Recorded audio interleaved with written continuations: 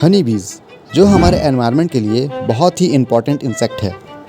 ये बात सभी को पता है कि मधुमक्खी से हमें शहद मिलता है, जो कि टेस्ट पे बेस्ट तो होता ही है और इसके हेल्थ बेनिफिट्स भी बहुत सारे होते हैं। हनी बीज शहद बनाने के साथ साथ कई ऐसे काम करती है जो एनवायरनमेंट और ह्यूमन लाइफ के लिए बहुत ही इम्पॉर्टेंट होता है। तो दोस्तों, आज मैं आप लोगों के लिए हनी बी के लाइफ साइकिल को लेकर आया हूँ, और केवल लाइफ साइकिल ही नहीं, आज हम हनी बी से रिलेटेड बहुत सारे बेनिफिट्स के बारे में जानेंगे। तो हेलो दोस्तों, आप सभी का फिर से स्वागत है एग्रीकल्चर फैक्ट्स में। पूरी दुनिया में हनी बी की कई सारे स्पीसीज मौजूद हैं, पर कमर्शियल लेवल पर देखा जाए तो हमारे देश में हनी बी के कुछ स्पेसिफिक स्पीसीज का यूज़ किया जाता है हनी प्रोडक्शन के लिए, जैसे कि Apis डोर्साटा, Apis indica, Apis mellifera and Apis flora. Honey बीज की कॉलोनाइजेशन या कास्ट सिस्टम बहुत ही इंटरेस्टिंग और माइंड ब्लोइंग होती है। इनके कॉलोनी में 3 टाइप के हनी बी होते हैं। पहला क्वीन, जो पूरे छत्ते में केवल एक ही होती है और ये पूरे छत्ते की रानी होती है। क्वीन का काम केवल एग प्रोडक्शन का होता है। सेकंड में आते हैं ड्रोन्स या नर मधुमक्खी। इनका काम केवल मैटिंग का होता है और ये एक छत्ते में 200 से 300 की संख्या में पाए जाते हैं। थर्ड और लास्ट आते हैं वर्कर्स। क्वीन और ड्रोन को छोड़कर बाकी सभी मधुमक्खी वर्कर्स होते हैं। ये भी फीमेल्स होते हैं, पर ये अंडे नहीं दे सकते। इन्हीं वर्कर्स के पास डंक होता है। यही होते हैं जो हनी प्रोडक्शन करते हैं। छत्ते का निर्माण और साफ सफाई इन्हीं वर्कर्स के द्वारा किया जाता है। एग से निकले लार्वा की देखभाल और फूड फीडिंग इन्हीं वर्कर्स के द्वारा किया जाता है। इन सभी बातों को जानने के बाद चलिए अब स्टार्ट करते हैं हनी बी की लाइफ साइकिल। इस स्टोरी की शुरुआत होती है जब क्वीन बी की डॉटर 7 दिन की हो जाती है। अब ये मीटिंग प्रोसेस के लिए अपने छत्ते से कुछ दूर जाने लगती है। इसके पीछे सभी ड्रोन या मेल बी भी जाते हैं। सभी ड्रोन्स में जानलेवा लड़ाई होती है और कोई एक मेल बी ही मैटिंग प्रोसेस में पार्टिसिपेट कर पाते हैं। मैटिंग प्रोसेस के बाद मेल बी अपना सारा स्पर्म फीमेल में ट्रांसफर कर देता है, जिसके कारण मेटिंग के बाद मेल की डेथ हो जाती है और क्वीन डॉटर भी अपने छत्ते में वापस आ जाती है। इसी के साथ साथ उस छत्ते की पुरानी क्वीन बी कुछ वर्कर्स और ड्रोन के साथ अपने छत्ते को छोड़ देती है। अब जो नई क्वीन बी होती है वो कुछ दिनों बाद एग लेइंग करती है, जो 2 टाइप के होते हैं। पहला फर्टिलाइज और दूसरा नॉन फर्टिलाइज। फर्टिलाइज एग से वर्कर्स और क्वीन का जन्म होता है और नॉन फर्टिलाइज एग से ड्रोन का जन्म होता है। अब क्वीन ने एग प्रोडक्शन करना चालू कर दिया है। 3 दिन के बाद एग से लार्वा निकलना चालू हो जाएगा। एग से लार्वा जैसे ही निकलता है, वर्कर्स सभी लार्वा की देखभाल करते हैं और उन्हें रॉयल जेली खिलाते हैं।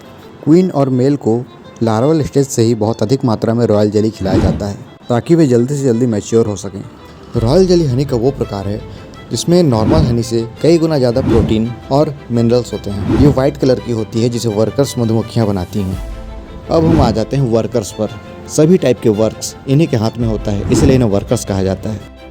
इनका मुख्य काम होता है फ्लावर से नेक्टर कलेक्ट करना, जिससे शहद बनता है। ये एनवायरनमेंट के लिए बहुत ही इंपॉर्टेंट है, क्योंकि जब ये नेक्टर कलेक्ट करने जाते हैं तो इनके बॉडी में पॉलन बास्केट होता है, जिससे ये फ्लावर के पॉलन ग्रेन को अपने ऊपर चिपका लेते हैं। इससे होता यह है कि फ्लावर में पॉलिनेशन की क्रिया बढ़ जाती है, जिससे फ्लावर में रिप्रोडक्शन होता है और वो फ्रूट में कन्वर्ट हो पाते हैं।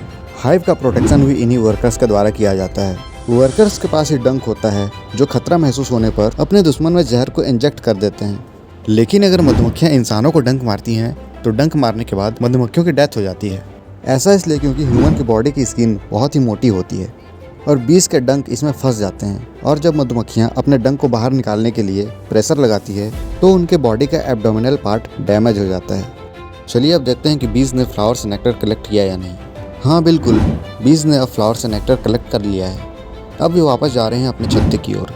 छत्ते में पहुँचकर ये फ्लावर से निकाले गए नेक्टर को अपने बी हाइव में स्टोर कर लेते हैं। बीज की एक बात बहुत कम लोगों को पता है कि ये फ्लावर सोर्स को दूसरी बीज को बताने के लिए बहुत ही इंटरेस्टिंग मेथड का यूज़ करते हैं। एक्चुअली ये डांस करके बताती हैं कि फ्लावर कितने दूर और किस एरिया में है। इसे बी डांस कहते हैं और ये 2 टाइप की होती हैं, राउंड डांस और वैगल डांस। राउंड डांस में जब फूड सोर्स आसपास हो और वैगल डांस जब फूड सोर्स कुछ किलोमीटर की दूरी पर हो। ये जिस डायरेक्शन में वैगल डांस करते हैं, फूड सोर्स भी उसी डायरेक्शन में होता है। इनकी कैलकुलेशन इतनी शानदार होती है कि 1 सेकंड डांस करने पर फूड सोर्स 1 किलोमीटर की दूरी पर होता है। हनी बी से शहद के साथ साथ और भी कुछ चीज़ें मिलते हैं, जैसे कि बी वैक्स। जी हाँ, हनी बी के छत्ते वैक्स के बने होते हैं। ये वही वैक्स है जिससे मोमबत्ती और कॉस्मेटिक सामान बनाए जाते हैं। हनी बी के वेनम का यूज़ भी मेडिकल इंडस्ट्री में किया जाता है। अल्जाइमर और नर्वस सिस्टम जैसी बीमारियों के इलाज के लिए इस वेनम का यूज़ किया जाता है। मार्केट में मात्र 1 ग्राम वेनम का प्राइस 10,000 रुपये है। हनी बीस और ऐसे बहुत सारे इंसेक्ट जो हमारे अर्थ के लिए बेनिफिशियल इंसेक्ट कहलाते हैं। ये सभी छोटी छोटी चीज़ें हमारे इकोसिस्टम के बहुत ही अहम पार्ट होते हैं। आई होप आपको ये वीडियो पसंद आई होगी और हमारे साथ जुड़े रहने के लिए चैनल को सब्सक्राइब कर लें ताकि मैं आपको और भी ऐसे नॉलेजेबल वीडियोस दिखा सकूं। अब मिलते हैं इसकी अगली वीडियो में, तब तक के लिए बाय बाय।